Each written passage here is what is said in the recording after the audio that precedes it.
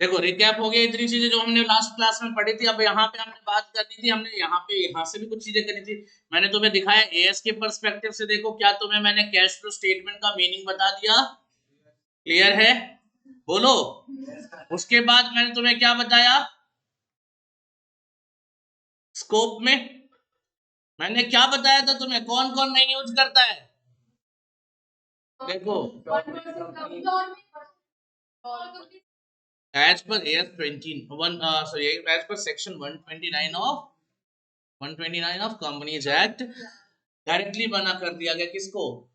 जो एक 1% कंपनी होगी, स्मॉल कंपनी होगी और डोरमेंट कंपनी होगी और नए स्टार्टअप्स वगैरह होंगे जो लेवल 4 वगैरह में चले जाते हैं, उनको भी मना किया गया है। ठीक है ना? आप ये याद रखना, प्राइवेट कंपनी को मना नहीं किया गया है। प्राइवेट कंपनी ने, जो प्राइवेट कंपनी तो है लेकिन बहुत छोटे लेवल पे है, ठीक है ना, उनको मना किया गया है। ठीक है? तो ये लेवल वाली जो बात है बेटा, ये लेवल 1 में तो अलाउड होगा। ठीक है ना? तो हम बात करेंगे इसको कब, जब हम फ्रेमवर्क वाला चैप्टर देखेंगे, इंट्रोडक्शन वाला, इंट्रोडक्शन टू अकाउंटिंग स्टैंडर्ड वाला चैप्टर देखेंगे। तो विल कम टू नो कि देखो कितने लेवल है, 4 लेवल है, लेवल 1 2 3 4। उसके अलावा फिर एसएमसी, नॉन एसएमसी और फिर बिग कंपनीज है। तो कौन सा कहाँ अप्लाई होगा, कहाँ नहीं अप्लाई होगा, वो उसका पूरा लिस्ट बना लेंगे। और list basically list point of view से नहीं बनाएंगे, यही याद करेंगे और याद करेंगे क्योंकि एमसीक्यू में आ सकता है। ठीक है? ये जितनी बातें मैं डिस्कस कर रहा हूँ इसको एमसीक्यू फॉर्म में आपको आराम से इमेजिन कर सकते हो, आ जाएगा ये, क्योंकि ये सारी चीजों पे एमसीक्यू बनेंगे। अगर बड़ा सा क्वेश्चन थोड़ी ना एमसीक्यू में आ जाएगा कि बताओ कैश फ्लो स्टेटमेंट बना लो, एमसीक्यू नहीं आएगा, वो फुल फ्लेजेड पे जाएगा। और इस चैप्टर से क्वेश्चन कंफर्म मानकर चलो। ठीक है सर, उसके बाद मैंने कैश की बात आपको बता दी थी, यस नो बोलो। कैश इक्विवेलेंट भी बता दिया था। और ये रहा था हमारा क्वेश्चन भी रहा था, concept capsule number 1, whether investment in equity share, क्या इक्विटी शेयर में किसी कंपनी का इक्विटी शेयर ले रखा है तो क्या वो हमारा कैश इक्विवेलेंट कहलाएगा? जी नहीं, वो हमारा इन्वेस्टमेंट है। कहां जाएगा? इन्वेस्टिंग एक्टिविटीज में। डोंट वरी अबाउट इट, जो क्लास में नहीं था उनको भी अभी थोड़ी देर में सब कुछ रिकैप हो जाएगा, याद आ जाएगा, सब कुछ याद आ जाएगा, सब कुछ याद हो जाएगा, टेंशन मत लो। अगर हमने कहीं इन्वेस्टमेंट कर रखा है किसी शेयर या डिबेंचर पे, तो हमारे लिए क्या है? वो इन्वेस्टिंग एक्टिविटीज है, ये याद रख लेना, ये हमारा कैश इक्विवेलेंट नहीं आएगा। आपको याद रखने के लिए ये आपको सारी चीजें लिस्ट में एग्जाम्पल के साथ दे रखी हैं, ये आपको घर से पढ़ के आना था, मैंने बोला था। बाकी फॉर्मेट पे मैं बात करूंगा, अभी टेंशन लेने की जरूरत नहीं है। ऑपरेटिंग एक्टिविटीज मैंने डिस्कस कर लिया था, क्या बोला था ऑपरेटिंग एक्टिविटीज के बारे में? Day to day routine activities जो होंगी वो ऑपरेटिंग एक्टिविटीज कहलाएंगी। उसके बाद यहां आ गया क्वेश्चन, अब देखिए ध्यान से इस क्वेश्चन को। Ravi limited holds shares and debentures and other of other entities, shares and debentures of other entities उसने होल्ड करा है फॉर, तो इसका डेली का काम है, हाँ या ना जवाब दो। ट्रेडिंग पर्पज से ले रखा है तो इसका क्या है? डेली का काम है। ये किधर जाएगा?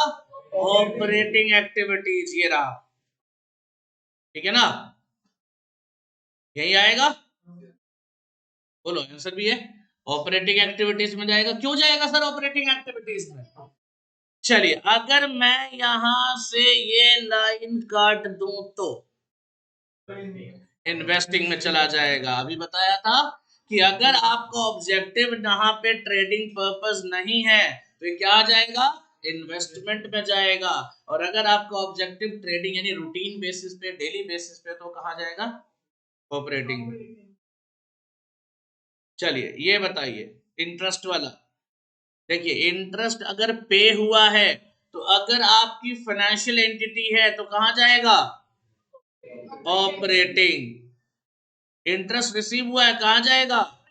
जब मैं फाइनेंशियल इंस्टीट्यूशन की बात करूं तो जनरली किसका दिमाग में पॉइंट रखना? बैंक। और बैंक जनरली क्या करते हैं? डेली बेसिस पे इंटरेस्ट आता है, इंटरेस्ट जाता है। डिविडेंड रिसीव होने वाला क्या है? और ये होगा फाइनेंसिंग। तो मैंने तुम्हें सिंपल सा फंडा बोला था, डिविडेंड पेड फाइनेंसिंग होगा, बाकी सब ऑपरेटिंग होगा। किसके केस में? फाइनेंशियल इंस्टीट्यूशन यानी बैंक वगैरह के केस में।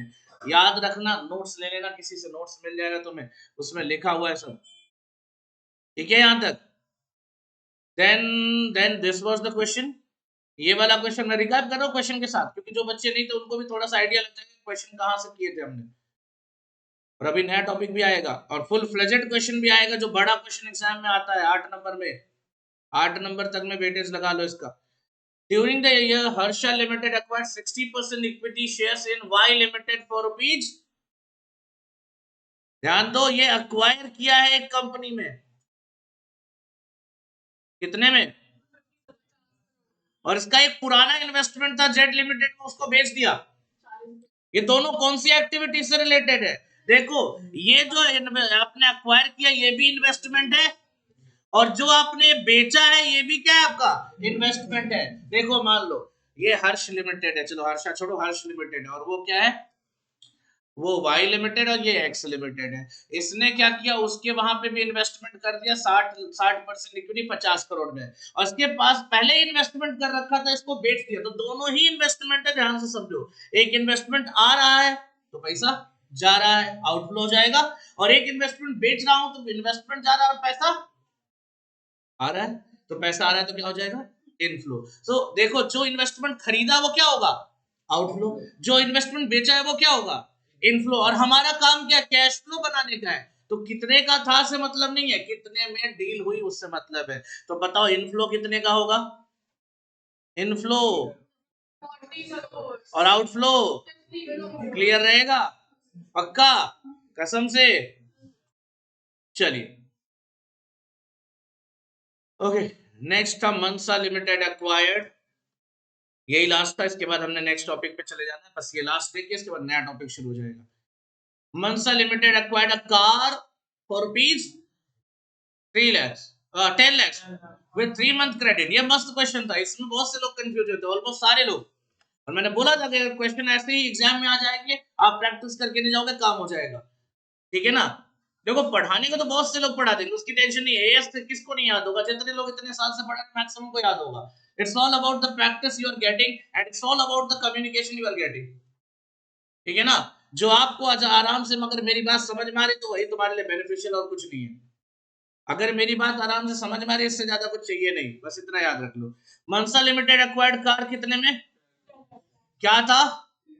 अब एक बात बताओ, कार के लिए पेमेंट हुआ है क्या, पेमेंट हुआ है, तो क्या ये कैश ट्रांजेक्शन है नॉन कैश ट्रांजेक्शन। अच्छा चलो, डिले कर दिया पेमेंट में, जिसकी वजह से क्या किया, इंटरेस्ट चार्ज हुआ, और टोटल अमाउंट कितना पेमेंट हुआ, यानी 10 लाख रुपए प्लस 50,000, आपको समझ में आ रहा होगा 50,000 किसका, इंटरेस्ट का, 10 लाख किसके लिए, कार की कॉस्ट के लिए। चलो बहुत अच्छे, अब मुझे बताओ कौन सा यहाँ पे कहा जाएगा 10 लाख, बहुत अच्छे। देखो ध्यान से, ये बिल्कुल मत बोलना सर खरीदा तो पहले था आज तो लोन चुका रहे, नहीं भाई, आप आज उसी कार के कॉस्ट का प्राइस का पेमेंट कर रहे हो आप, ठीक है ना। ये आपका 3 महीने का क्रेडिट पीरियड था, ये लोन नहीं था, आपकी बोरोइंग नहीं थी। पहली बार बोरोइंग होता तो कहां जाता, फाइनेंसिंग एक्टिविटीज में। क्या ये बोरोइंग है, नहीं है, साफ दिख रहा है 10 लाख का कार खरीदा था उधार, तो बोरोइंग नहीं है, तो कहां जाएगा, जब पेमेंट करेंगे तो कार की कॉस्ट पेमेंट कर रहे हैं, कहां जाएगा इन्वेस्टिंग एक्टिविटीज में। लेकिन इंटरेस्ट जो पे कर रहे हो, ये इंटरेस्ट पेड कहां जाता है, फाइनेंसिंग एक्टिविटीज में।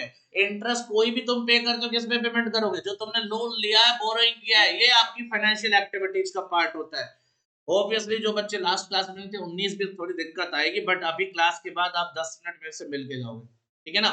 जो लोग पिछली क्लास में नहीं थे, 1 2 3 तो 5, और कौन था 6, ये बच्चे जो पिछली क्लास में नहीं थे यहीं रुके रहेंगे, ठीक है।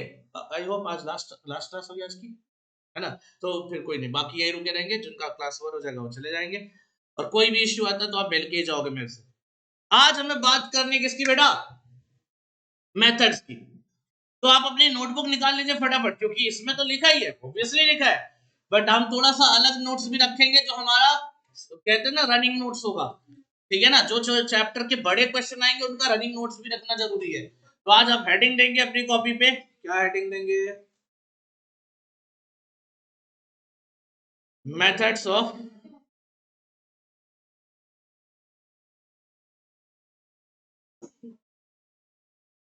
हेडिंग दो बेटा।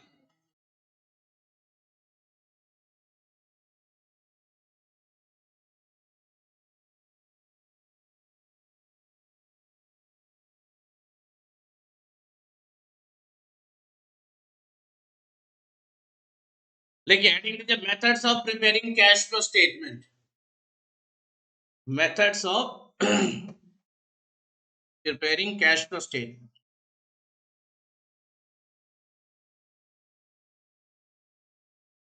Methods of preparing cash flow statement.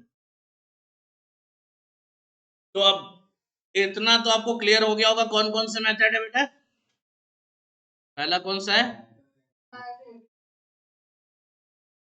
Direct method. बताता हूं मैं अभी. आज तक आपने कभी डायरेक्ट मेथड नहीं पढ़ा होगा और गारंटी देता हूं मैक्सिमम जगह नहीं पढ़ाया जाता, बहुत रेयर ही होता है. मैं कराऊंगा मैक्सिमम इनडायरेक्ट पे फोकस करते लोगों का ये कहना कि ज्यादातर ये आता है, तो ज्यादातर क्या होता है? कमतर नहीं आ सकता. नहीं वो भाई 12th की तो मैं बात नहीं कर रहा हूँ, मैं वैसे भी बात करूँ नॉर्मली. आपको डायरेक्ट मेथड में बहुत कम फोकस कराते लोग. उनका कहना ज्यादा वाला, वो ऑब्वियसली 10 में से 9 बार इनडायरेक्ट आएगा, लेकिन वो 10 में से वो एक बच्चे की किस्मत जिसकी खराब कर रहे हैं उसका क्या? वो एक बच्चा अगर मान लो हमारे ये यही वाला एग्जाम निकला था, वो थोड़ी ना. दूसरा मेथड क्या है बेटा? सुनिएगा ध्यान से और बड़े आराम से सुनना. डायरेक्ट और इनडायरेक्ट मेथड. पहले तो इस मेथड का एप्लीकेशन सुन लो. ओनली विद रिस्पेक्ट टू कौन सी एक्टिविटी? ध्यान से देखना, ये जो मेथड मेथड खेल रहे हो ना बच्चे, ये केवल एक ही एक्टिविटी के रिलेटेड है. कैसे? Operating activity. ऑपरेटिंग एक्टिविटी से कैश फ्लो कैलकुलेट करने में एक मेथड आपका कौन सा आएगा? Direct method. दूसरा मेथड क्या आएगा? Indirect method. लेकिन बाकी जब बात करोगे इन्वेस्टिंग और फाइनेंसिंग, वो दोनों में क्या होगा? सेम ही रहेगा. यानी इन्वेस्टिंग फाइनेंसिंग के लिए कोई मेथड. तो सर अगर हमसे सवाल किया जाए कि cash flow statement can be prepared by using, तो क्या हम वहां पे लिख के आएंगे कि ओनली फॉर ऑपरेटिंग एक्टिविटी? देखो ऑपरेटिंग एक्टिविटी बदल गया ना. जब हम बात करेंगे कैश फ्लो स्टेटमेंट की, तो हम क्या करेंगे? ऑपरेटिंग, इन्वेस्टिंग और फाइनेंसिंग, तीनों को जोड़कर हम बोलते हैं ना cash flow statement. Yes no जवाब दो. अगर इसमें से एक पार्ट में भी चेंज हो रहा है तो इसका मतलब पूरे कैश फ्लो का मेथड है ना ये. यही मानकर चलना है. तो ये नहीं बोलना कि भाई लिखने के लिए तो मैं समझा रहा हूं तुम्हें, लेकिन अगर बात करी जाए कि एक ऑपरेटिंग और सॉरी डायरेक्ट और इनडायरेक्ट किसके मेथड्स है, तो कैश फ्लो स्टेटमेंट बनाने के मेथड है, ऑपरेटिंग एक्टिविटीज के मेथड नहीं है. ये केवल समझाने के लिए बता रहा हूं कि तुम्हें ये करना है. अगर तुमसे सवाल आए कि direct method and indirect method are used to prepare cash flow statement या ऑपरेटिंग एक्टिविटी, तो जवाब याद रखो कैश फ्लो स्टेटमेंट पे जाना, क्योंकि AS3 तो आपको क्या बोलता है? कैश फ्लो स्टेटमेंट के लिए है. ठीक है ना? AS3 and AS7 cash flow statement. Last class में मैंने तुमसे बोला था कि कुछ AS याद करना, लेकिन टाइम थोड़ा सा ज्यादा निकल गया, रिकैप में इसलिए नहीं हुआ. आज जरूर करेंगे. ठीक है ना? Methods of preparing cash flow statement. Should we go आगे बढ़े? पहला मेथड क्या है बेटा? पहला मेथड है हमारा डायरेक्ट मेथड. और जितना नोट्स बनवा रहा हूं ना, ये नोट्स से ही तुम्हारा क्वेश्चन सॉल्व हो जाएगा. चाहे कितने बड़े से बड़ा क्वेश्चन तुम्हारे सामने कैश फ्लो स्टेटमेंट आ जाए, इस नोट्स से सॉर्ट आउट हो जाएगा. एमसीक्यूज तो कहीं नहीं. एमसीक्यूज तो तुम चुटकी में जवाब दोगे बस कैलकुलेटर पे. देखते जाओ. पहला मेथड मैं शुरू करने जा रहा हूं. क्या कुछ चीजें बोल के लिखाऊंगा और कुछ चीजें लिख के भी दूंगा, टेंशन मत. डायरेक्ट अंडर दिस मेथड, लिखना लिखना, under this method the cash flow statement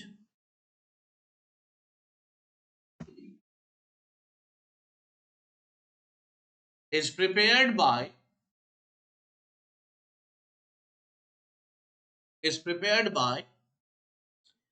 finding out prepared by finding out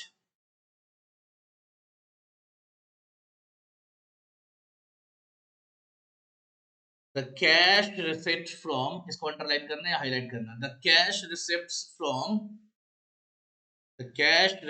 from customer and debtor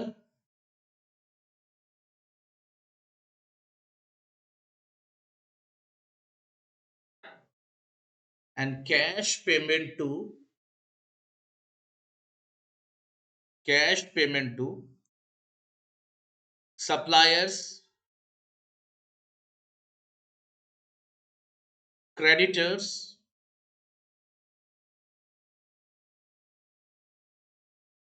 and for other operating expenses, etc. and for other operating expenses, etc.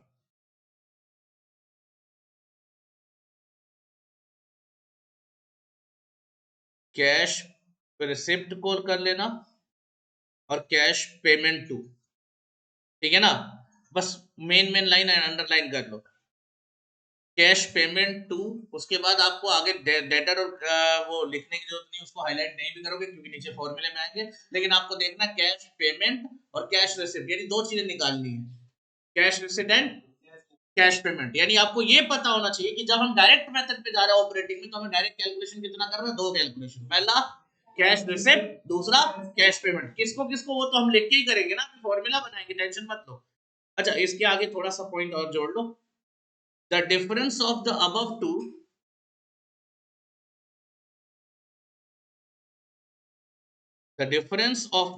To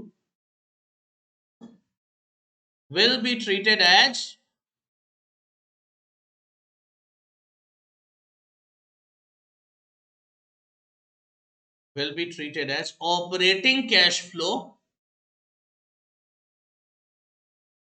before taxation.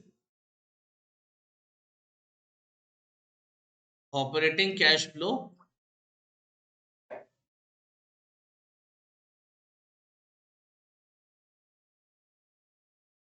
before taxation, ठीक है। सो क्या कहा आपने, क्या लिखा आपने, क्या सुना आपने, सब समझते। देखिए आपने लिखा कि डायरेक्ट मेथड में हमें दो चीजें चाहिए, डेटर्स और कस्टमर से कितना कैश आया। अच्छा, डेटर कस्टमर कौन थे, ये वही लोग हैं जिनको हम रूटीन बेसिस पे गुड्स बेचते रहते हैं, और हमारा सोर्स ऑफ रिसिप्ट यही है, पैसा यहीं से आता है। अगर आप डेली बेसिस पे समझो तो पैसा किससे आता है तुम्हारे पास, बताओ। कस्टमर जो कैश में खरीद के ले जा रहा है या जो उधार लेके गया और तुरंत पेमेंट करके जा रहा है कुछ दिन के अंदर, तुरंत मतलब कुछ दिन के अंदर पेमेंट करके जा रहा है, तो हमारे पास सोर्सेज ऑफ कैश क्या है, कस्टमर और debtor, only customer and debtor, और कुछ नहीं है। और क्या होता बताओ, और कोई सोर्स बताओ जो आपका ऑपरेटिंग से रिलेटेड लग रहा हो, बताओ मुझे अगर है तो।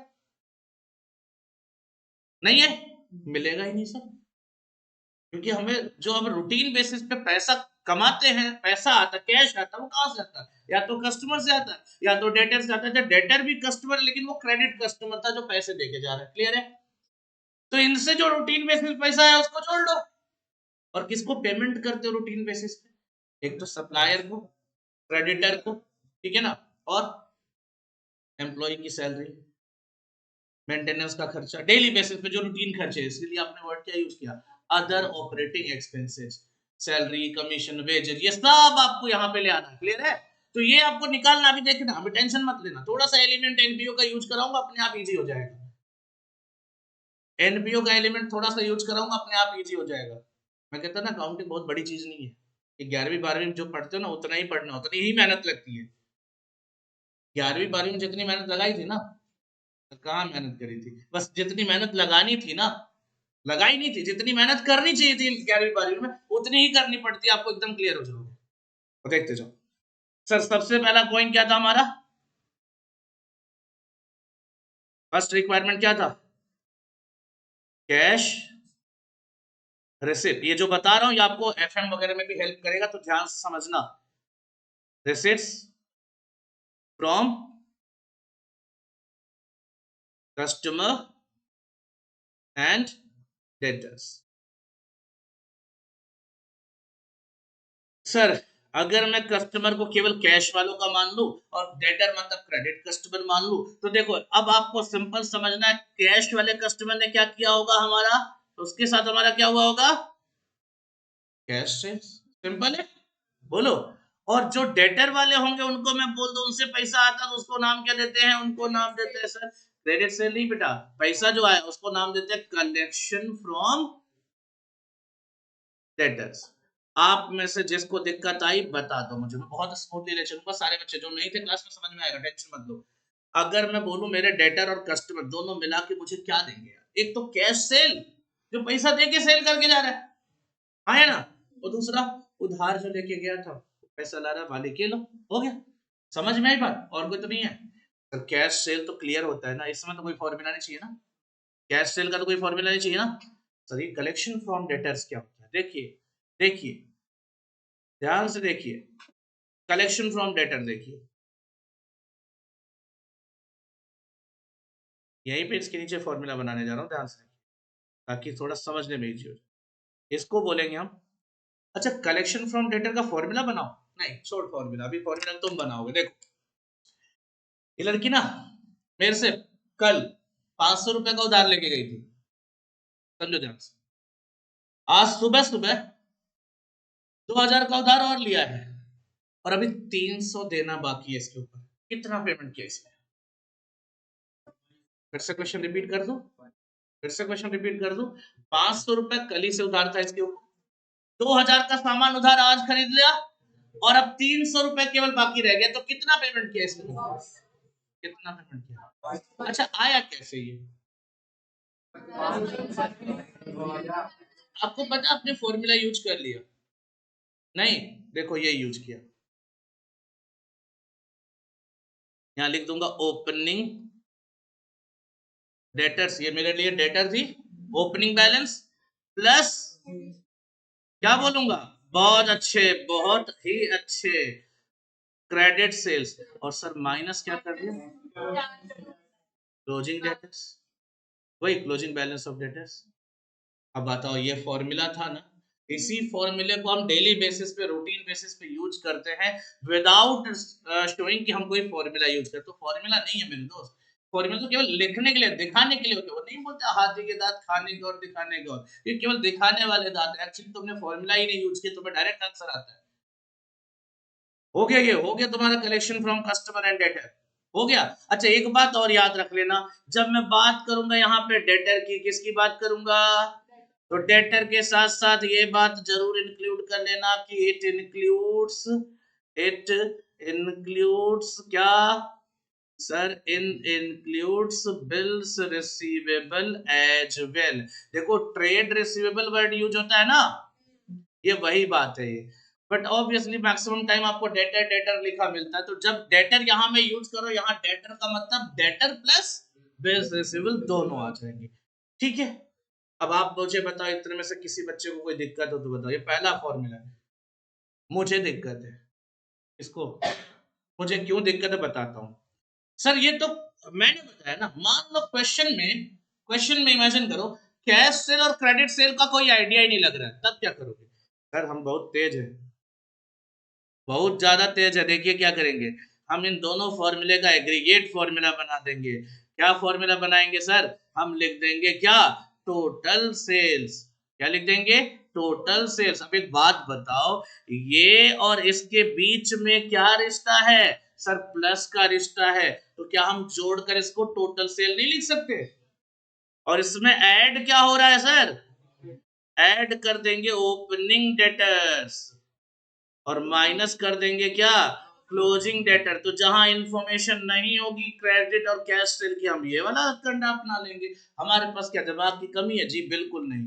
अगर हमारे पास इंफॉर्मेशन में कोई गड़बड़ आती तो हम ऐसे इंफॉर्मेशन को यूज कर लेंगे। Now this is the first point that you need to calculate. क्या कैलकुलेशन में था sir? Cash receipt from customer and debtor, एकदम प्रिपेयर हो जाएगा। अब आपसे क्वेश्चन एमसीक्यू का आएगा, आपसे एमसीक्यू का क्वेश्चन आएगा, cal from the following information calculate cash receipt from customer and debtor, बिल्कुल टेंशन नहीं लेना, आपको ये देखना। लेकिन अगर वही पूछता है calculate collection from customer, collection from debtor, तब क्या करोगे? तब तुम ये लगाओगे? नहीं, तब तुम्हें पता होना चाहिए क्या है।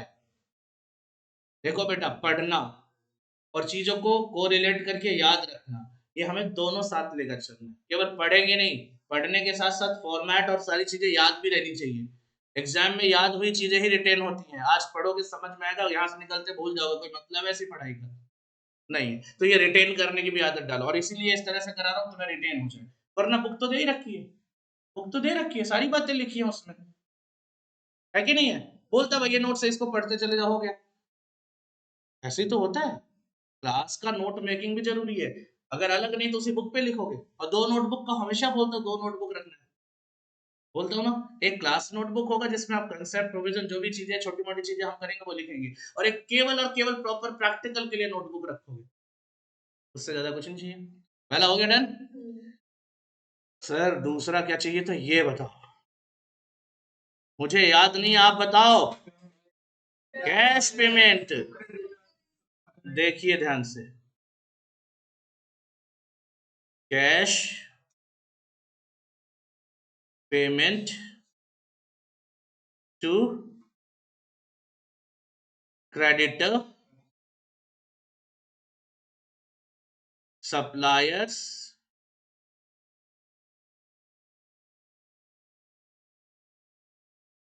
etc. देखो मैं ऑपरेटिंग एक्सपेंसेस वाले का इसी का अलग पार्ट बना देता हूं, इजी रहेगा। ठीक है, 2 पार्ट कर लेते हैं, क्या दिक्कत है? लास्ट में दोनों को जोड़ देना, ये तो सीधी बात है, दोनों ही पेमेंट होंगे। आप ऑपरेटिंग एक्सपेंसेस का पेमेंट करो वो भी पेमेंट है, आप क्रेडिटर को पेमेंट करो वो भी क्या है? पेमेंट ही तो है। समझ में आना चाहिए। 2 पार्ट क्यों कर रहा हूं? Just for the sake of convenience, और कोई रीजन नहीं है। देखो ध्यान से, अगर मैं इसके लिए लिखूं, बेटा एक बात बताओ, क्रेडिटर से हम क्या करते हैं? क्रेडिटर या सप्लायर क्या करते हैं? खरीदते हैं ना। कौन सा परचेज? सर सारा ही परचेज ना, ना सारा परचेज इन्हीं से होता है। क्रेडिट के कैश परचेज क्या और अपने घर से लाते, उन्हीं से खरीदते हैं ना। तो अगर मैं ये बोलूं, ये जो फॉर्मूला तुमने डेटर के लिए, कलेक्शन फ्रॉम डेटर के लिए लगाया, सेम फॉर्मूला यहां भी लग जाएगा, तो कोई विचित्र बात नहीं है। क्या कर देंगे हम? Opening creditors plus purchases. अच्छा, मैं यहाँ बाइफरकेशन नहीं कर रहा हूँ कैश और क्रेडिट का, क्योंकि एग्जाम के क्वेश्चन में बाइफरकेशन नहीं होगा, और अगर होता भी है तो टोटल लगा दो। तो पेमेंट तो ऐसे भी अगर अलग अलग लिखते तो क्या लिखता? Cash purchase plus payment to creditor, फिर जोड़ के लिखते। आपको मैक्सिमम टाइम यही मिलेगा, तो इस पे ज्यादा माथापच्ची मत करो। अगर टोटल करके लिखते हो तो टोटल परचेज, क्रेडिट परचेज लिखते हो तो फिर लास्ट में कैश परचेज जोड़ देना, ठीक है? और माइनस क्या करोगे? Closing creditors. लॉजिक बिल्कुल सेम है सर। सर ऐसे कैसे सेम है? एक बात बताओ, अगर ये मेरे लिए डेटर है तो मैं इसके लिए क्या हूं? अगर मैं इससे रिसीव कर रहा हूं तो ये क्या कर रही है? अगर मेरे कैश फ्लो स्टेटमेंट में रिसिप्ट में जाएगा, इसके कैश फ्लो स्टेटमेंट में किधर जाएगा? तो बात तो सेम ही आ रही है ना, अलग क्या है? कॉमन सेंस लगाओ, अपने आप जवाब मिल रहा है। कनेक्ट करो दोनों को। अगर ये मेरे को पेमेंट करे तो मैं बोलूंगा कि रिसिप्ट फ्रॉम डेटर, और ये क्या कहेगी? Payment to. एक ही बात है ना, सिंपल है। तो ये हो गया। अच्छा सर, जैसे पिछले वाले में आपने क्या इंक्लूड किया था, तो यहां क्या हो जाएगा? बिल्कुल याद रखना है, इट इंक्लूड्स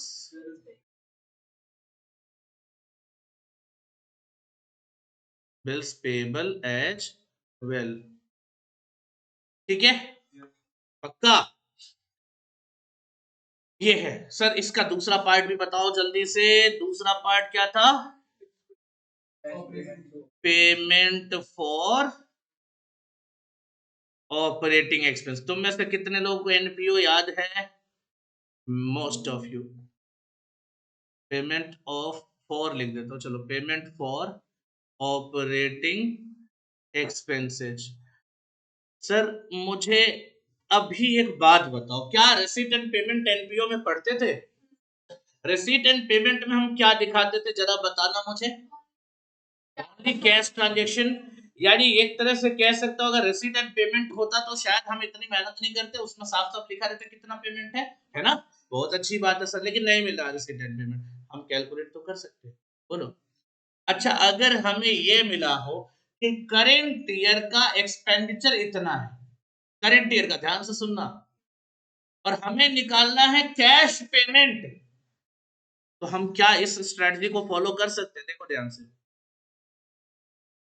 ऑपरेटिंग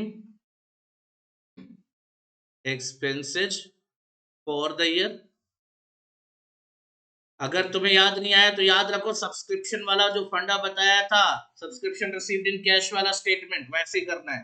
अगर याद आ गया तो अच्छी बात, नहीं तो देखो ये है हमारा एक्सपेंसेस फॉर द ईयर, ये पेड इन कैश नहीं है बेटा। और हम क्या कर रहे हैं, कैश फ्लो स्टेटमेंट बना रहे हैं। और कैश फ्लो स्टेटमेंट में क्या करना होता है हमें, जो एक्चुअल पेमेंट है वो दिखाना है। तो एक बात बताओ, पिछले साल का outstanding, outstanding for the previous year क्या करेंगे, ऐड करेंगे माइनस करेंगे, प्रीवियस ईयर ऐड करेंगे माइनस करेंगे, ऐड क्यों करेंगे ये बताओ, क्योंकि इस साल पेमेंट जा रहा है। बहुत अच्छे, यही है एनपीओ का लॉजिक। अब इसको समझाने के लिए मैं तुम्हें अकाउंट बनवाना शुरू करूँ इसके लिए, मतलब मुझे लगता है कि अकाउंट बनवा, अकाउंट बनाएंगे, ये इंपॉर्टेंट अकाउंट है, ये इंपॉर्टेंट, कोई इंपॉर्टेंट अकाउंट नहीं है सर। वर्किंग नोट के राजा आप जितना चाहो उतना बनाओ। अब इसका भी अगर अकाउंट बनवाने लगा तो धिक्कार है मेरी पढ़ाई और तुम्हारे पढ़ने में। तो एनपीओ पढ़ के क्यों आए थे, कहीं यूज कर लेंगे जिंदगी में, तो अभी कहीं यूज नहीं हुआ, यहाँ यूज कर ले कुछ नंबर मिल जाएगा। पिछले साल का आउटस्टैंडिंग क्या है सर, पिछले साल का आउटस्टैंडिंग इस साल पेमेंट जाता है, इसको हम क्या कर देंगे, ऐड कर देंगे।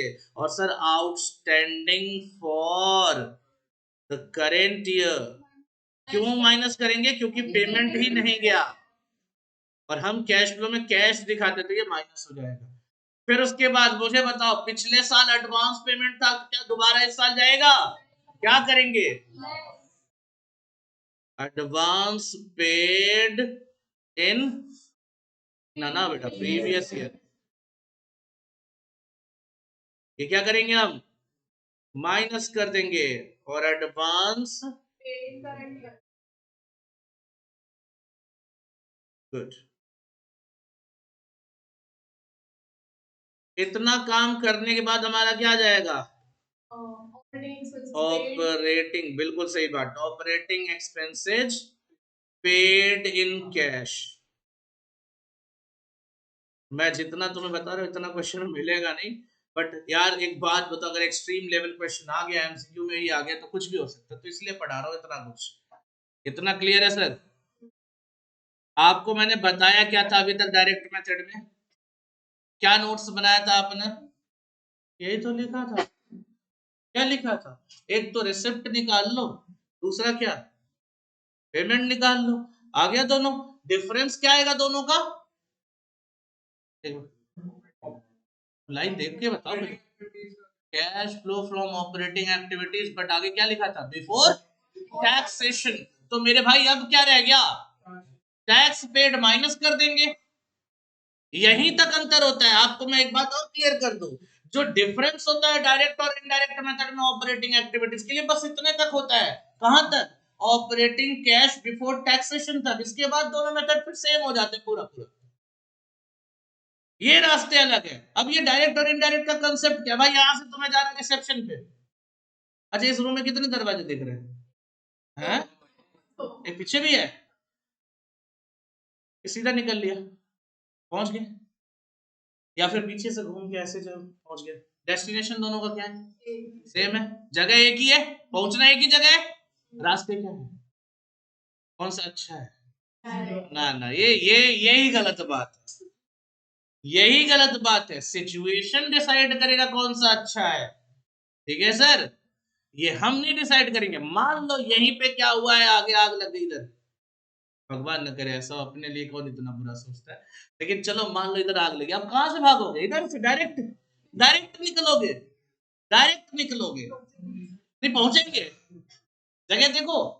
तो भाई डिपेंड करता है सिचुएशन, तो दोनों की अपनी अच्छाइयां अपनी खूबियां हैं सर, लेकिन हम इनडायरेक्ट मेथड को इतना पसंद क्यों करते हैं, रीजन है सर। और वो बताते बताते अभी रीजन ये इसके साथ साथ खत्म करूंगा। देखो अब डायरेक्ट मेथड में इससे ज्यादा नोट्स बनाने की जरूरत नहीं है, ठीक है, बस अच्छा ये इंपॉर्टेंट पॉइंट्स कुछ लिख लो, एक दो पॉइंट्स लिख लो, देखो ध्यान से, points to remember, points to remember. इतनी बातें तो याद रखनी है, लेकिन साथ में ये कुछ जरूरी बातें जो याद रखना इससे भी जरूरी है। पहला, non cash transactions,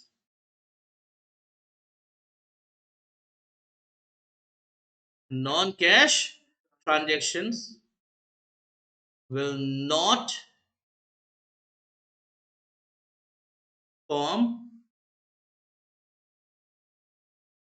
part of this example दोगे? डेप्रिसिएशन। चलो एक बहुत पुराना जाना पहचाना एमसीक्यू है, पूछ लेता हूँ, एटसेट्रा लगा देता हूँ। डेप्रिसिएशन इज अ, ध्यान से देखो ऑप्शन देखो, depreciation is a operating expense,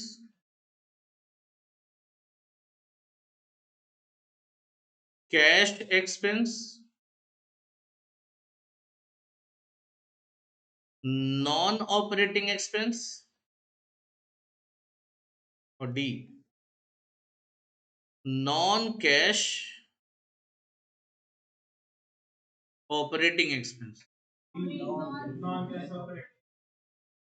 तो देखो कई लोग इस सवाल में उलझे रहते हैं कि डेप्रिसिएशन को हम इसलिए एक्सक्लूड कर रहे हैं कि वो ऑपरेटिंग नहीं, नहीं मेरे भाई, वो है ऑपरेटिंग, लेकिन उसको एक्सक्लूड करने का रीजन बस क्या है? नॉन कैश होना, याद रखना इस चीज को, ठीक है ना? तो depreciation is an operating expense but it is a non cash item, that's why it is ignored, ठीक है ना? दूसरा नोट क्या होगा? लिखो, इन्वेस्टिंग एंड फाइनेंसिंग एक्टिविटीज, लिख लो, बोल रहा हूं ना, दूसरा लिख लो, investing and financing activities will be similar under both the methods.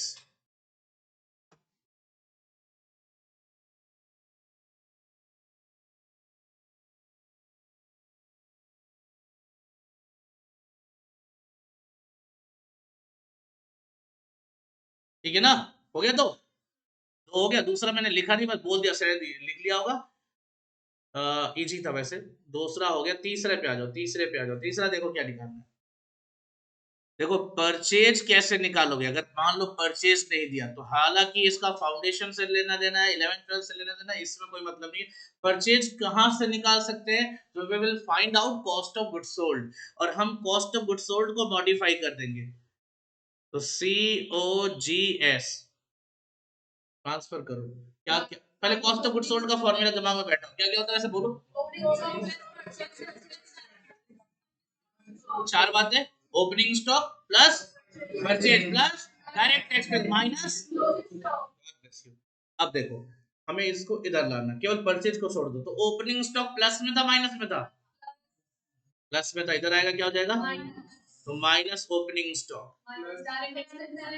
और प्लस में था डायरेक्ट एक्सपेंस, इधर आएगा क्या आ जाएगा? और क्लोजिंग स्टॉक उल्टा प्लस। तो ये फॉर्मूला यूज करके कई बार आपसे परचेज में निकलवाएगा, ठीक है ना? कई बार आपको करना पड़ेगा, ये सारे काम करने पड़ेंगे आपको, मजा भी आएगा, लेकिन हाँ ध्यान भी रखना है, तो परचेज नहीं देगा तो आपको ये निकालना पड़ेगा। अच्छा, इससे कौन सा परचेज आएगा? कैश या क्रेडिट? टोटल आएगा, ये याद रखना, ठीक है? This is for total purchase, exactly आपको याद रखना है सब चीजें बेटा। डन?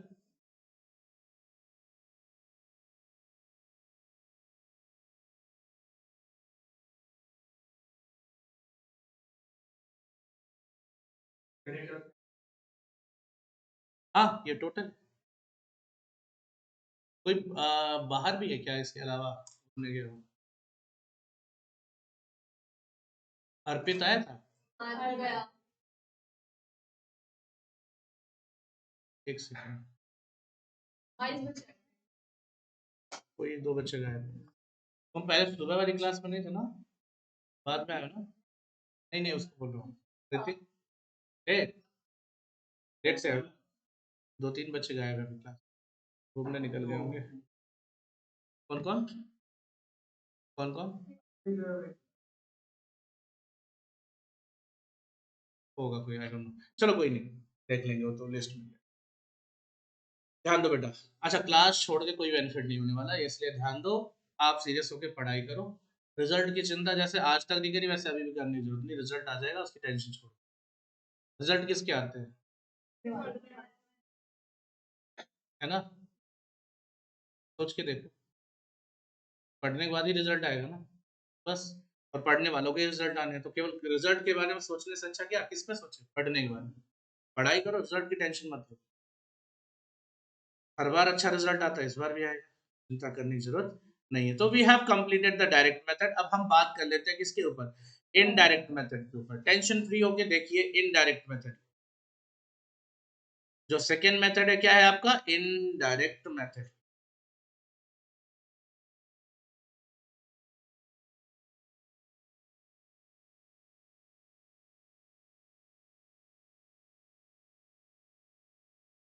सर इनडायरेक्ट मेथड क्या है और इतना फेमस क्यों, इसके पीछे रीजन। देखो इनडायरेक्ट मेथड कहता है फाइनेंशियल स्टेटमेंट तो बनाओगे ना, इनकम स्टेटमेंट यानी पीएनएल अकाउंट बनेगा और बैलेंस शीट बनेगा। तो भाई साहब ये एक्स्ट्रा कैलकुलेशन के पीछे क्यों जा रहे हो, आप एक काम कर लो ना, आपके पास पड़ा होगा क्या, नेट प्रॉफिट, उठा लो इसको। फिर आप कहोगे सर नेट प्रॉफिट को उठा लोगे तो ऐसे कैसे होगा, नेट प्रॉफिट में जो भी चीजें नॉन ऑपरेटिंग हो उनको रिवर्स कर दो, नॉन कैश हो रिवर्स कर दो, आ गया ऑपरेटिंग कैश। नहीं समझे, सिंपल समझो। अगर आपके नेट प्रॉफिट में से कोई भी ऐसी चीज माइनस या प्लस हुई है जिसका ऑपरेटिंग एक्टिविटीज या कैश एक्टिविटीज से कोई लेना देना नहीं, तो हम क्या करेंगे उसको रिवर्स उससे छुटकारा पाने के लिए रिवर्स कर देंगे। भाई अगर मान लो डेप्रिसिएशन माइनस हो रखा है, हमें उसे एक्सक्लूड करना है, क्या करें, ऐड कर दो। इंटरेस्ट, हाँ क्योंकि देखो आप आपको क्या निकालना है, ऑपरेटिंग कैश फ्लो, और डेप्रिसिएशन क्या है, नॉन कैश है। तो एक बात बताओ, जब नॉन कैश आइटम इसमें से माइनस हो रखा है और मुझे केवल कैश फ्लो निकालना है, तो क्या करूंगा रिवर्स करने के लिए, ऐड करूंगा। अच्छा अगर इंटरेस्ट रिसीव हुआ है कहां जाना चाहिए था, इंटरेस्ट इन्वेस्टिंग में, इंटरेस्ट रिसीव जो हुआ कहां जाना चाहिए, इन्वेस्टिंग में। क्या करना चाहिए मुझे फिर, माइनस कर दोगे, रिसीव हुआ था एडेड है माइनस कर दो। इंटरेस्ट पेड कहां जाना चाहिए, financing, long term loan boring उन पे गया है, तो इन्वेस्ट इंटरेस्ट पेड जो फाइनेंसिंग में माइनस हो रखा है, क्या करना चाहिए, ऐड बैक कर दो। तो जो भी चीजें नॉन ऑपरेटिंग या नॉन कैश में क्या कर दो, रिवर्स कर दो।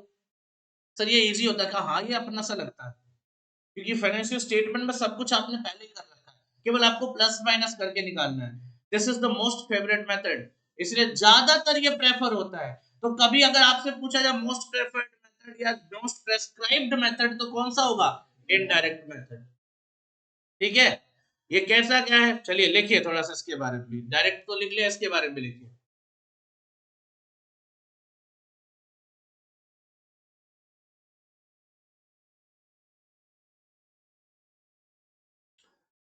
we can't take we can't take, समझ में आ रहा है, थोड़ा थोड़ा भी आ रहा है, बिल्कुल ऐसा तो नहीं एकदम ब्लैंक जा रहा है, किसी को भी ब्लैंक तो नहीं जा रहा ना, एकदम समझ में आ रहा है। थोड़ा 19-20 का अंतर इसलिए आ सकता है पहली क्लास से अगर कनेक्ट होगा, अदरवाइज अगर ज्यादा दिक्कत आ रही तो बता देना तुरंत, ज्यादा दिक्कत वाली चीजें है नहीं, बहुत सिंपल सिंपल बातें बता रहा हूँ। We can't take the net profit,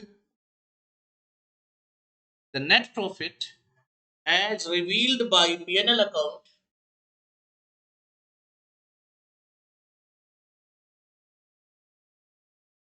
as as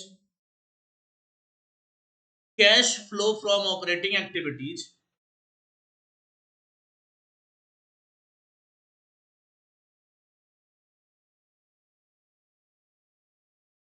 because because there exist because there exist some items, there exist some items which are of non-cash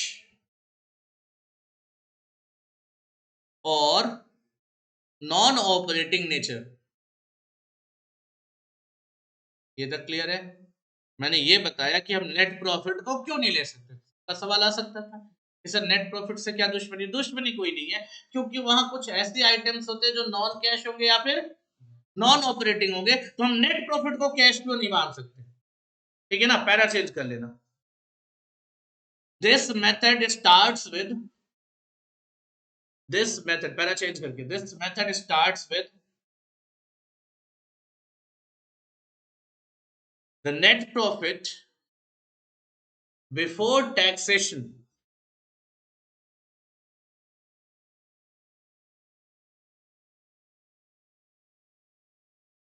net profit before taxation, reversing the effects of following. This method starts with net profit before taxation. आगे क्या लिखा?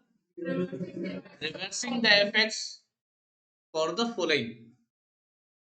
For the following.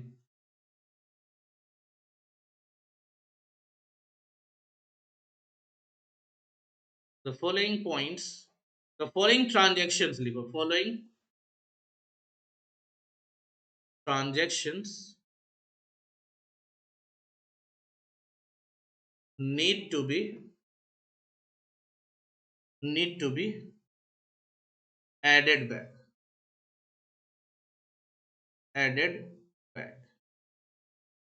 क्या करेंगे इन transaction को? Add back कर. कौन कौन से ट्रांजेक्शन हैं चलिए देखते हैं. पहला क्या लगता है? पहला तो लिखिए, पहला पॉइंट लिखिए, non cash transactions,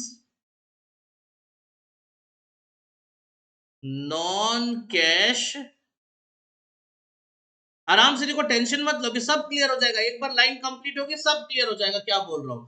non cash transactions debited to PNL account.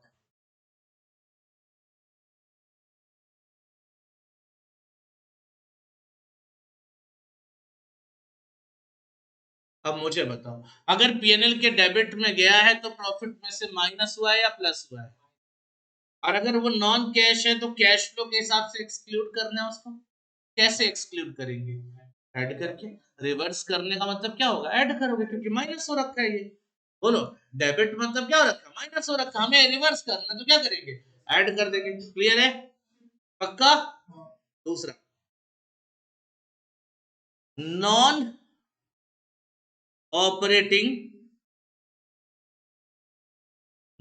Operating profits, sorry, losses, not profits, non operating losses like loss on sale of PP.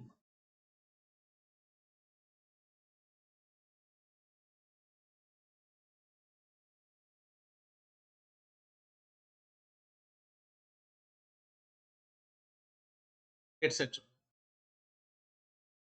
Now tell me about that. Non operating loss. Loss word लगाया sir, क्या ये profit में add हुआ होगा? क्या हुआ होगा? और एक बात बताओ, अगर वो नॉन ऑपरेटिंग यही होता है सर. अगर पीपी बेचा, पीपी क्या होता है? इन्वेस्टिंग. और इन्वेस्टिंग की चीज अगर बेच रहे तो लॉस यहाँ पे तो नहीं आना चाहिए. आया है ना? ऑपरेटिंग में नहीं आएगा तो रिवर्स करने के लिए क्या करोगे? ऐड बैक कर लो, रिवर्स हो गया. ठीक है सर, ये दोनों क्लियर है? बोलो. Next, provisions. लिखो provisions, reserves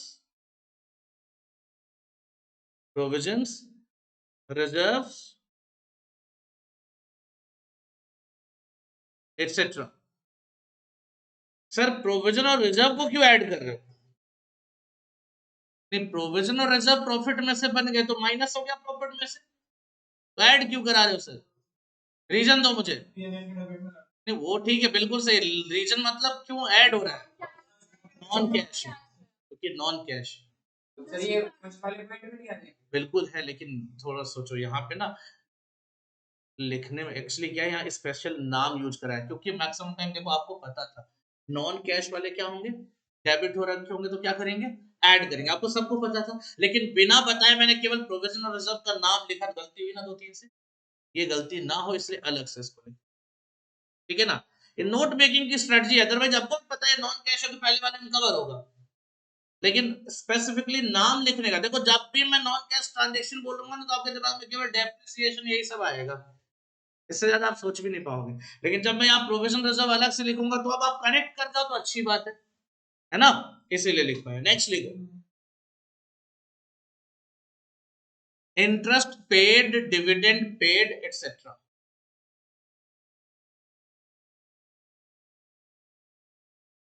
interest paid, dividend paid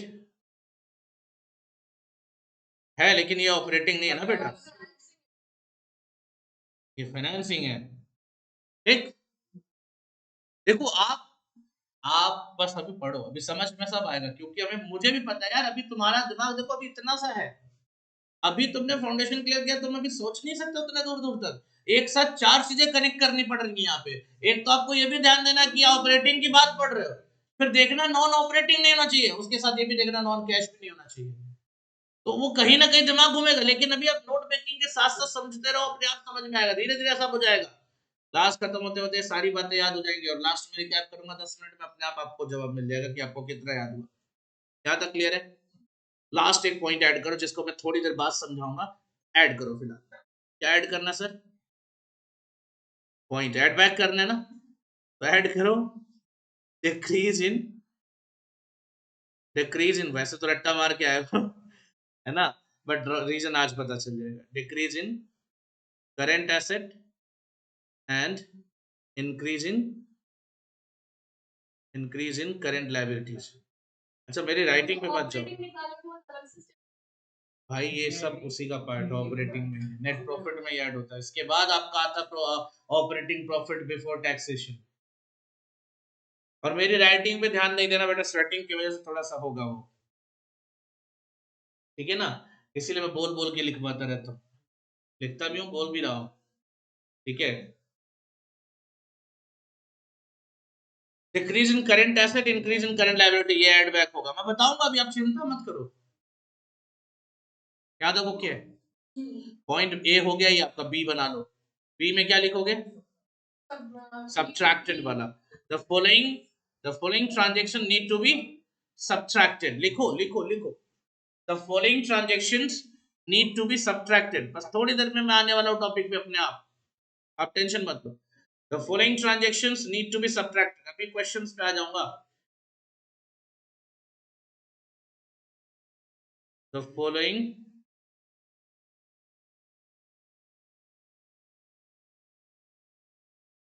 transactions need to be subtracted।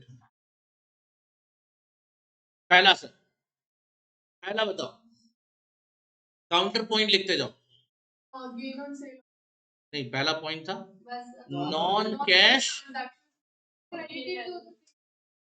Non cash transactions credited to PNL account. अब मैं एग्जांपल मांग रहा हूं, मुझे दो।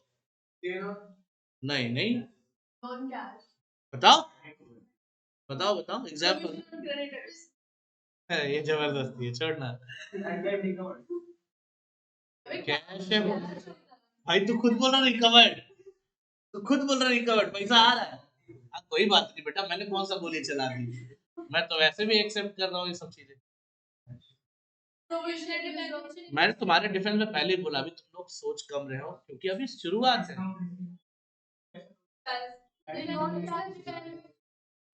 डिस्काउंट रिसीव्ड एडजस्ट हो जाएगा डेटर में से सर, उसको यहाँ कवर नहीं, वो मान लिया जाता कैश आइटम में।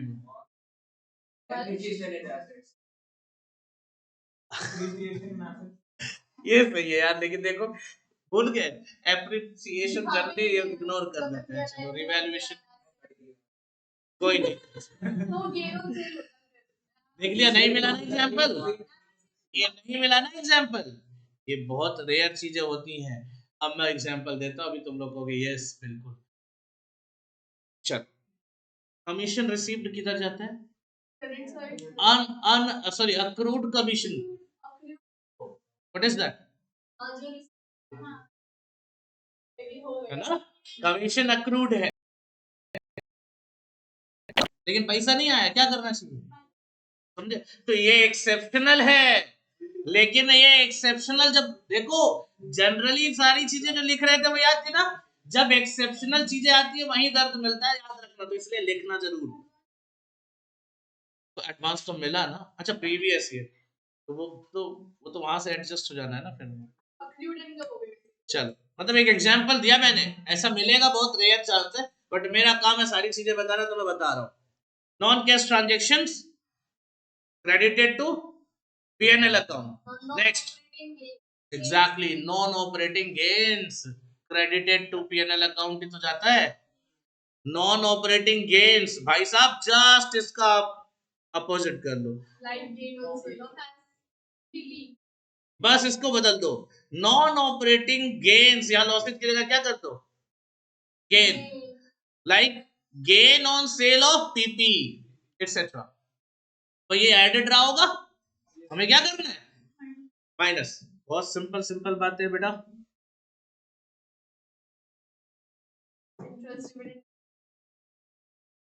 हाँ, interest and dividend received etcetera.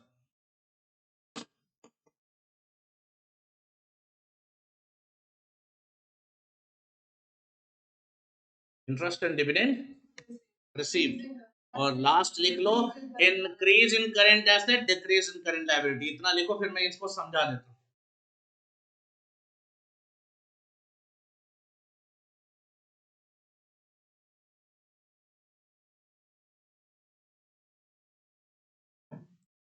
लिख लिया इतना तो बता देना।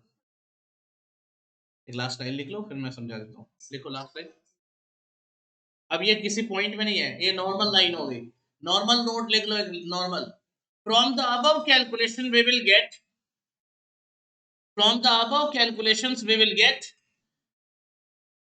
operating cash before taxation। आगे सेम जगह, डायरेक्ट और इनडायरेक्ट सेम जगह आ गया। Operating cash before taxation.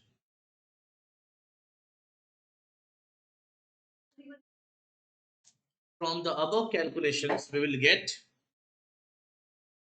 operating cash before taxation। Done।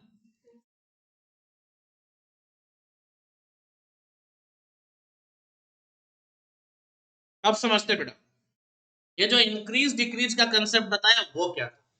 Sir हमने तो रट्टा मार रखा है, लेकिन ध्यान दीजिए, आपने क्या बोला, करेंट एसेट एक बोला आपने, दूसरा क्या बोला, करेंट लायबिलिटीज।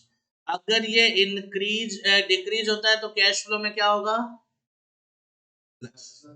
अगर ये इंक्रीज होता है तो कैश फ्लो में क्या होगा, इसके साथ क्या था, अगर ये डिक्रीज होता है तो कैश फ्लो में क्या होगा, अगर ये इंक्रीज होता है तो कैश फ्लो में क्या होगा। इतना ही आपने रटा हुआ है। अब इसका एप्लीकेशन देख लो कैसे ये अपने आप हो जाता है। सर चलो एक एग्जांपल ले लूं परचेज ऑफ गुड्स का, परचेज ऑफ गुड्स का एग्जांपल ले लूं। परचेज ऑफ,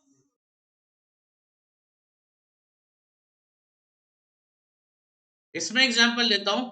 पहला, फॉर कैश रुपीज 1 लाख। दूसरा लेता हूं,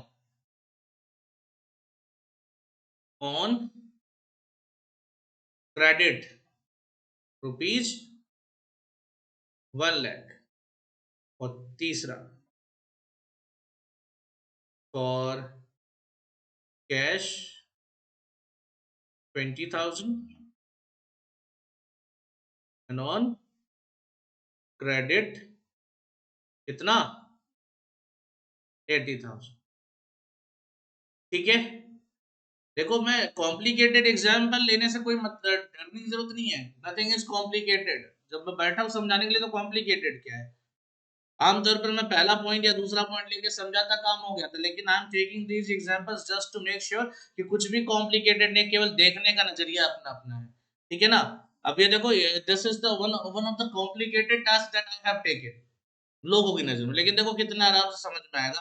पहला वाला तो तुम्हें बताने की जरूरत नहीं, आराम से समझ में आ जाएगा। क्या, और कैश है तो कैश ट्रांजेक्शन है, प्लस होगा माइनस होगा, माइनस हो जाएगा। और देखो वही तो हमने पढ़ा है कि इंक्रीज इन इन्वेंट्री माइनस कर दो, ये तो पढ़ा। अगर करंट एसेट यानी इन्वेंट्री इंक्रीज हो रही तो क्या कर दो, माइनस कर दो। क्यों माइनस कर दो, कैश गया होगा। लेकिन सर एक बात बताओ, अगर वो उधार है तो तब क्या करना चाहिए? मुझे बताओ, क्या कैश फ्लो में आना चाहिए? नहीं आना चाहिए ना। सिंपल समझो, non cash transaction cash flow का पार्ट होता है। अभी लिखा है तुम लोगों ने यार नोट्स में, और वैसे भी पता है नाम कैश फ्लो है तो नॉन कैश फ्लो आएगा। क्लियर ना? क्या नॉन कैश ट्रांजेक्शन आएगा? तो अगर हमारे को दिया रहता है परचेज ऑफ गुड्स या इन्वेंट्री इंक्रीज हो रही है, तो हम पहले क्या क्वेश्चन जाएंगे, कैश है या? इतना टाइम नहीं है सर, क्योंकि हमारे पास ना तो इन्फॉर्मेशन होगी ना तो इतना टाइम होगा कि हम खोजने जाए। हम क्या करेंगे, भाड़ में जाए ये नॉन कैश कैश ट्रांजेक्शन। अगर आपने उधार खरीदा है तो इन्वेंट्री के साथ क्या हुआ मुझे बस बता दो। और अगर इन्वेंट्री इंक्रीज हुआ तो आप कैश फ्लो में क्या कर दोगे, माइनस का 1 लाख, समझो। और जब उधार खरीदा तो साथ के साथ कौन हो गया, क्रेडिटर्स। ये क्या था सर, ये भी इंक्रीज हो गया। और लाइबिलिटी कितने से इंक्रीज हो गई, आप यहाँ क्या कर दोगे इंक्रीज होते ही, प्लस कितना, और इम्पैक्ट क्या हो गया, जीरो हो गया। तो आपको सोचने की जरूरत है क्या कि कैश है या क्रेडिट है? आपका डायरेक्ट रूल अपने आप क्यों एडजस्ट हो जाता है? आज तक रट्टा मार के आए थे इंक्रीज डिक्रीज को प्लस माइनस कर देना, तो आज तक कैसे अप्लाई हो गया, ऐसे ही अप्लाई हो गया, बिहाइंड द सीन ऑटोमेटिक है वो। बोलो। क्योंकि अगर इन्वेंट्री देखो, अगर आपने नॉर्मल रूल पढ़ा है तो क्या करा है, करंट एसेट अगर बढ़ेगा तो क्या करोगे, माइनस, यही रट्टा मारा है ना। और करंट लायबिलिटी आपका क्या होगा, अगर बढ़ेगा तो प्लस करोगे, ये रट्टा मारा है ना। ये कैसे अप्लाई हो जा रहा है, बिना मतलब अप्लाई हो जा रहा है, वही बता रहा हूं मैं। ये मैं नहीं कर रहा, ये तो तुमने पढ़ा, खुद कर रहे हो तुम लोग। करंट एसेट इंक्रीज होगा क्या करोगे, माइनस। करंट लायबिलिटी इंक्रीज होगा क्या करेंगे, प्लस। यही पढ़ा है ना, यही पढ़ा है ना। ये क्रेडिट वाले में तो नहीं होना चाहिए था ना, क्रेडिट ट्रांजेक्शन में तो नहीं होना चाहिए था। मैं कह रहा क्रेडिट वाले में देखो, ऑटोमेटिक अगर अप्लाई कर दे तो अपने आप जीरो हो जाएगा, तुम्हें नहीं करना, तुम्हें रिकॉर्ड नहीं करना चाहिए था। मतलब कितना इंपैक्ट देखना चाहिए था, जीरो। भाई एक बात बता, क्रेडिट ट्रांजेक्शन है मेरे भाई, तो क्या इसका इंपैक्ट कैश फ्लो में दिखना चाहिए था? नहीं, कितना इंपैक्ट होना चाहिए था, जीरो। जीरो होना चाहिए था ना, होना चाहिए, नहीं होना चाहिए था। अगर आपने गुड्स खरीदा है उधार, तो ये उधार ट्रांजेक्शन का इंपैक्ट कैश फ्लो में कितना होना चाहिए था, तो जीरो होना चाहिए था, सिंपल है। अब आपने अगर उधार खरीदा तो आपका क्या बढ़ गया, इन्वेंट्री, और क्या बढ़ गया, अच्छा इन्वेंट्री क्या है, करंट एसेट, इंक्रीज होते ही क्या करते हैं हम, और क्रेडिटर क्या है, करंट लायबिलिटी, इंक्रीज होते ही क्या करते हैं हम, तो दोनों प्लस माइनस होकर कितना इंपैक्ट आ गया। तो अगर आप नहीं करते या करते हो, दोनों ही सिचुएशन में क्या हो रहा है, इंपैक्ट जीरो हो रहा है। तो हमारे पास कहां इतना टाइम हम सोचने जाए कैश है या क्रेडिट है, इन्फॉर्मेशन मिलेगा भी नहीं, ये ऑटोमेटिक अप्लाई हो जाएगा। सर अगर कैश क्रेडिट दोनों होता, देखो मेरे भाई, अगर कैश क्रेडिट दोनों होता, कितने का, 20,000 रुपए का कैश ट्रांजेक्शन है, हाँ है ना, तो 20,000 का तुम्हारा आउटफ्लो हो रहा है, कायदे से इंपैक्ट कितना दिखना चाहिए था, माइनस 20,000, ये दिखना चाहिए था। 80,000 तो नहीं दिखना चाहिए था ना, केवल -20,000 होना चाहिए था। अब मैं लाता हूँ, इन्वेंट्री बढ़ गया, इन्वेंट्री कितने से बढ़ा, 1 लाख से, तो तुमने क्या कर दिया, माइनस कर दिया, क्योंकि 1 लाख से इन्वेंट्री खरीद के लाए ना, 20,000 उधार कैश देके, 80,000 उधार में। अब जब उधार खरीदा था तो क्रेडिटर कितने से बढ़ गए, 80,000 से क्रेडिटर क्या हो गए, इंक्रीज हो गए, हो गया। नेट इफेक्ट कितना है बेटा, माइनस का, सेम पढ़ा नहीं पढ़ा बताओ। तो कहीं भी हमें कैश क्रेडिट के पीछे नहीं पड़ना। देखो इधर देखो, ये वाला पॉइंट था ना, 20,000 कैश ट्रांजेक्शन था, 80,000 क्रेडिट ट्रांजेक्शन था। तुम इसकी एंट्री करोगे तो इन्वेंट्री कितने से आ जाएगा, इन्वेंट्री हो जाएगा 1 लाख से, क्रेडिटर हो जाएगा, मजा आ रहा है, नहीं देखो देर से आए जल्दी आए उससे फर्क नहीं पड़ता, अल्टीमेट क्या आना है। हाँ,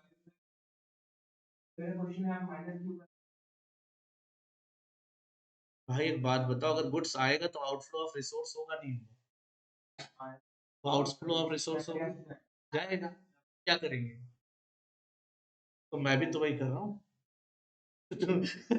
यार, अब मुझे लगा कि तुम, मैं तो एक्स्ट्रा डाउट बता रहा था। चलो क्लियर है ना अभी, अगर नहीं भी होगा बाद में भी मिलके पूछ सकते, उसकी टेंशन नहीं है, ठीक है ना, है कि नहीं। आप अपने डाउट कभी भी पूछ सकते हो, उसके लिए कोई रिस्ट्रिक्शन नहीं है। मैसेज तो कर ही देते हैं, नहीं करते हैं तो भाई रिप्लाई आ जाता है ना अल्टीमेटली यार, ये कोई थोड़ी ना। अब एक बात बताओ, तुम 2 बजे आज मेरे को उमेश सर कह रहे हैं कि सर मैंने कल मैसेज किया था आपने रिप्लाई नहीं, मैंने कहा मैसेज तो मैंने देखा ही नहीं था, कल तो मैं पूरे दिन सुबह से लेके रात को 3 बजे तक बैठ के फाउंडेशन की बुक के ऊपर काम किया है, एक पार्ट बना के दे दिया आज, सब कुछ कर लिया था, बस प्रूफ रीडिंग बाकी थी, तो फिर एक एक लाइन पढ़ना था। सुबह 9 बजे से लेकर रात को 3 बजे तक हिला नहीं, मैसेज वैसेज छोड़ो, कहीं नहीं कुछ गया। फिर वही है, अभी तुम लोग का वॉल्यूम 1 बन गया, वॉल्यूम 2 पे काम चालू है। वॉल्यूम 1 है मैडम।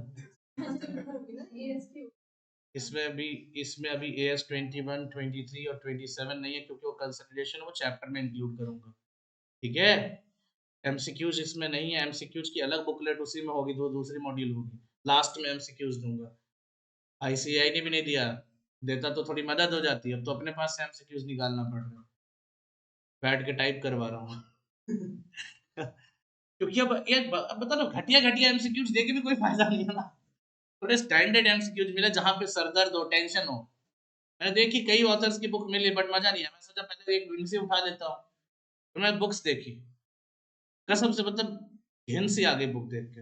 अभी तेरे से ये पूछा जाए, what is the meaning of cash, which of the following means cash in cash as per the cash flow statement, और गिनती के एक एक सोचो, एक चैप्टर के 15 एमसीक्यू, 10 एमसीक्यू, मतलब है कोई इतना प्रैक्टिस करके कहोगे 30 नंबर ही तो आएगा, लेकिन तुम बताओ क्या 30 नंबर के लिए एक चैप्टर में से 10-15 एमसीक्यू है ना, पे वो तो मॉड्यूल के पीछे दे रखे हैं।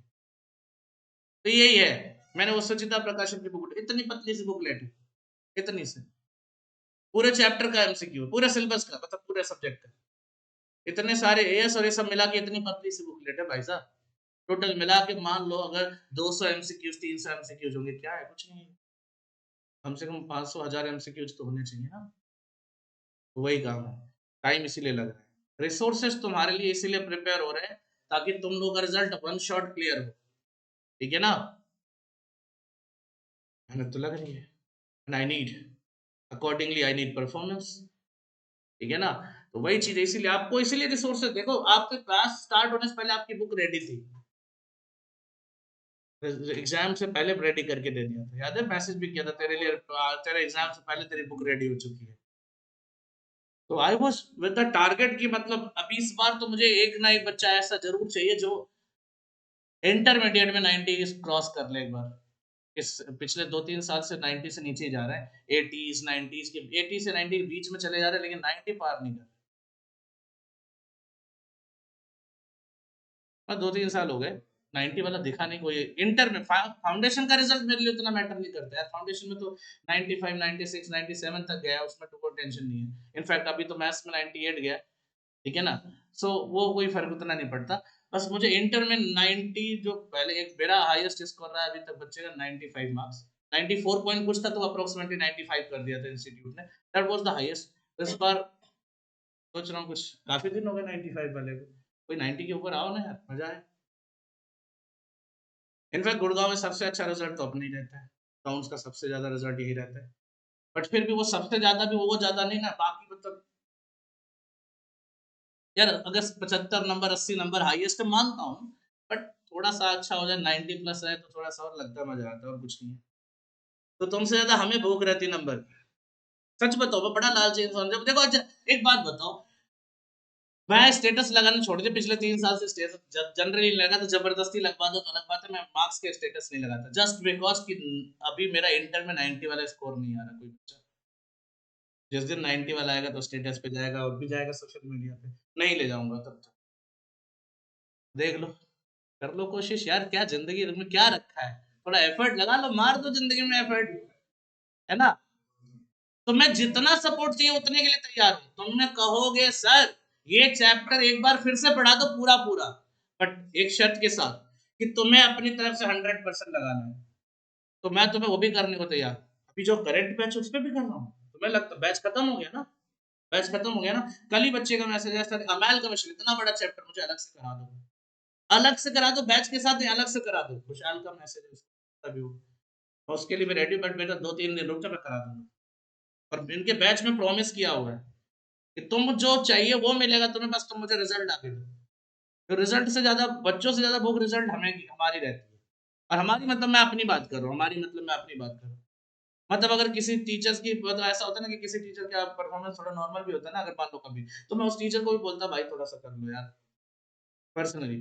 तो रिजल्ट आते हैं, अपने आप आते हैं। कुछ इनके बैच में, इवनिंग बैच में 1.5 महीने 2 महीने भी बच्चे नहीं पढ़े थे, वो भी क्लियर करके गए है ना।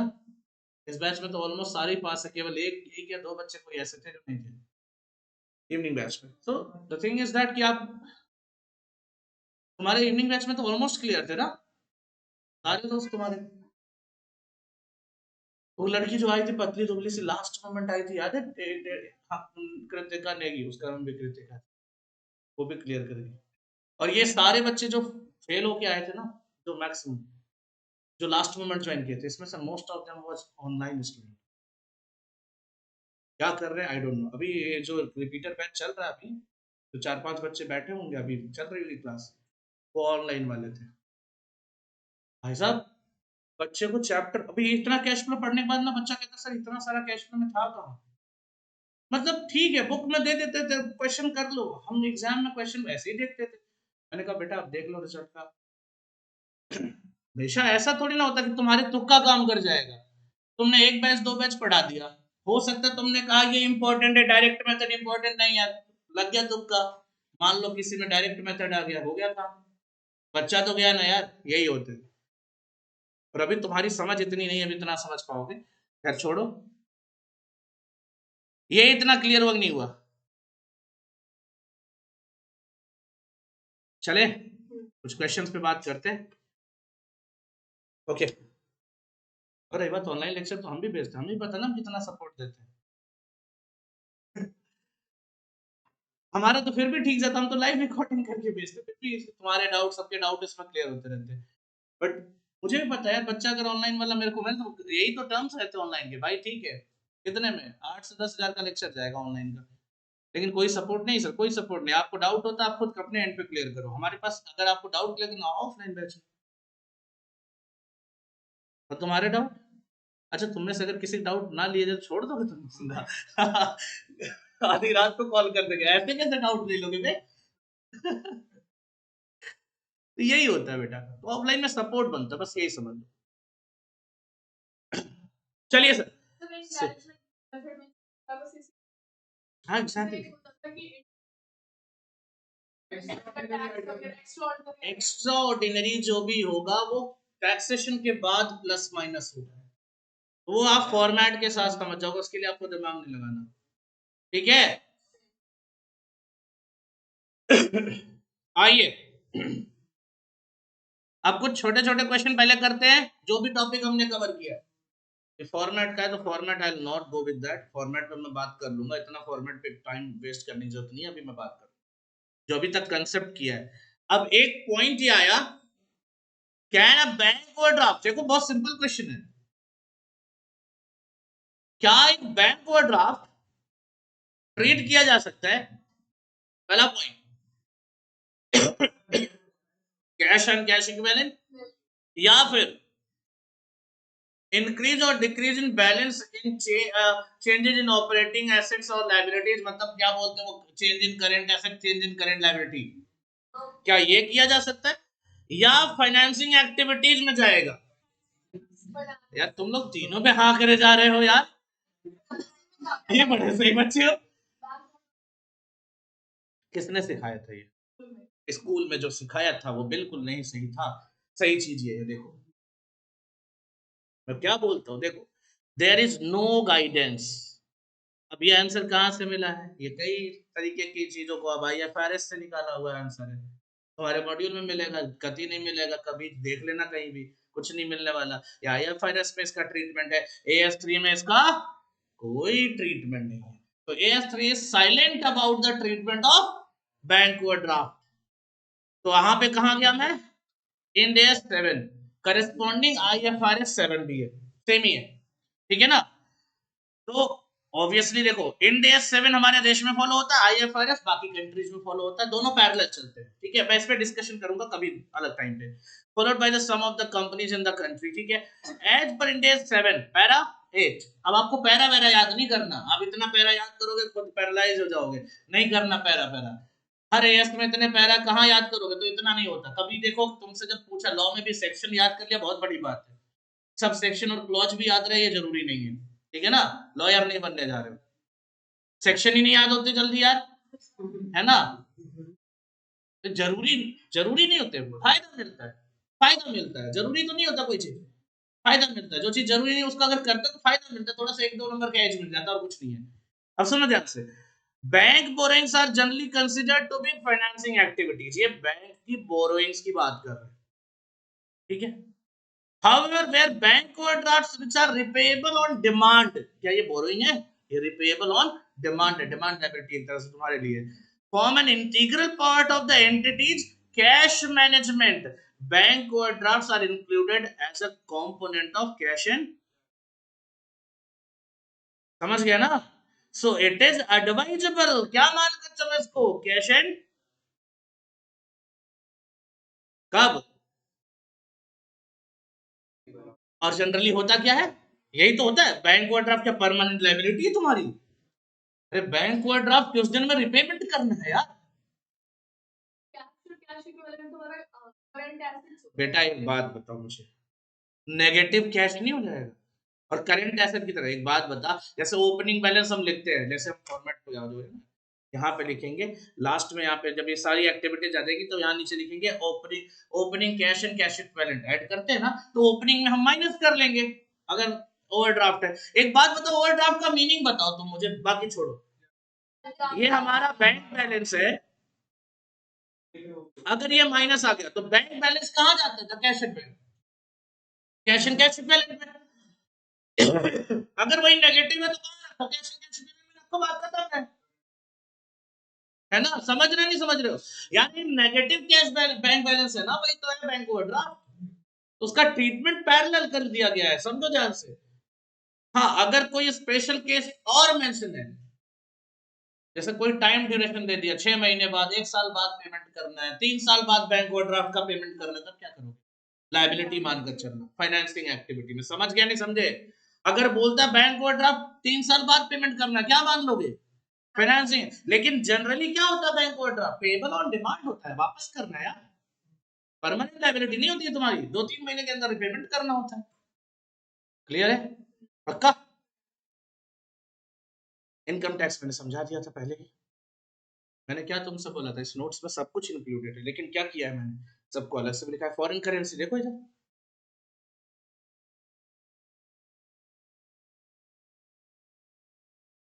क्वेश्चन देखो,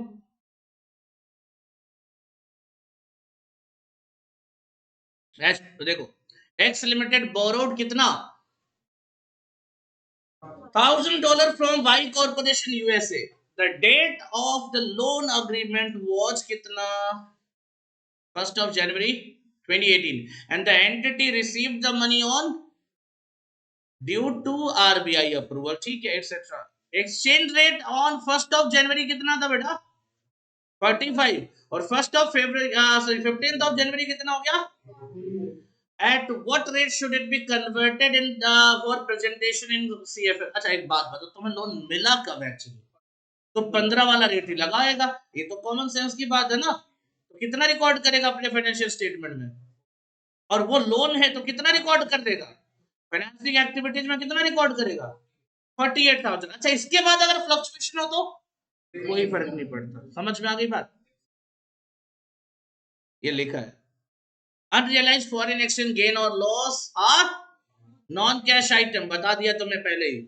एक्स्ट्रा ऑर्डिनरी और एक्सेप्शनल तो जब एएस 5 पढ़ेंगे तो वो भी देख लेंगे, उसके बारे में अभी टाइम वेस्ट करने की जरूरत नहीं। नॉन कैश आइटम कहाँ जाएगा, कैश फ्लो में तो नहीं जाएगा। एग्जांपल देखो, conversion of debt into equity, क्या किया हमने, रेडीमेबल और कन्वर्टिबल डिबेंचर का नाम सुना है, डिबेंचर्स को हमने क्या दे दिया, शेयर दे दिया, क्या वो कैश है, नॉन कैश है। इश्यू ऑफ शेयर और सिक्योरिटीज ऑन एक्विजिशन, आपने किसी कंपनी को खरीद लिया और बदले में क्या दे दिया, शेयर्स, क्या होगा, नॉन कैश। तो ये सब चीजें आपने पढ़ रखी है, कोई दिक्कत तो नहीं है ना। डिस्क्लोजर आ गया, एएस खत्म हो गया मेरा, क्या खत्म हो गया, एएस खत्म हो गया, क्या कैश फ्लो भी खत्म हो गया सर, ना ना, ना ऐसा किसी ने बोला यार, कैश फ्लो नहीं खत्म हुआ। ये अभी कैश फ्लो की शुरुआत हुई है सर।